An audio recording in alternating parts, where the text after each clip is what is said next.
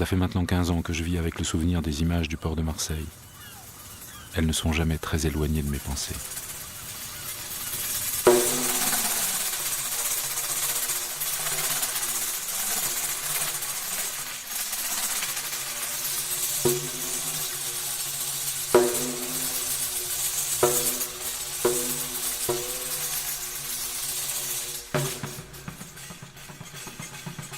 Je me souviens du combat mené quotidiennement par les dockers pour défendre leur statut professionnel hérité de l'après-guerre.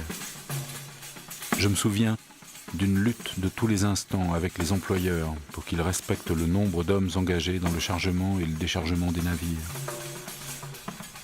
Je me souviens de jeunes dockers moins mobilisés que leurs anciens à défendre des principes au nom de la solidarité. Je me souviens surtout de la violence des rapports humains, des drames qui se jouaient à la croisée des quais.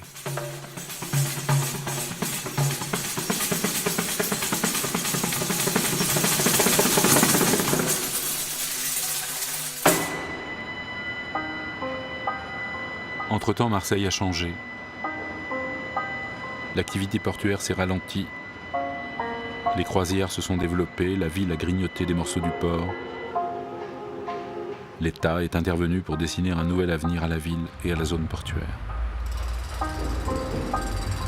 Des quartiers entiers ont été remodelés, réhabilités ou rasés. Une rénovation urbaine sans précédent a transformé une partie du centre-ville.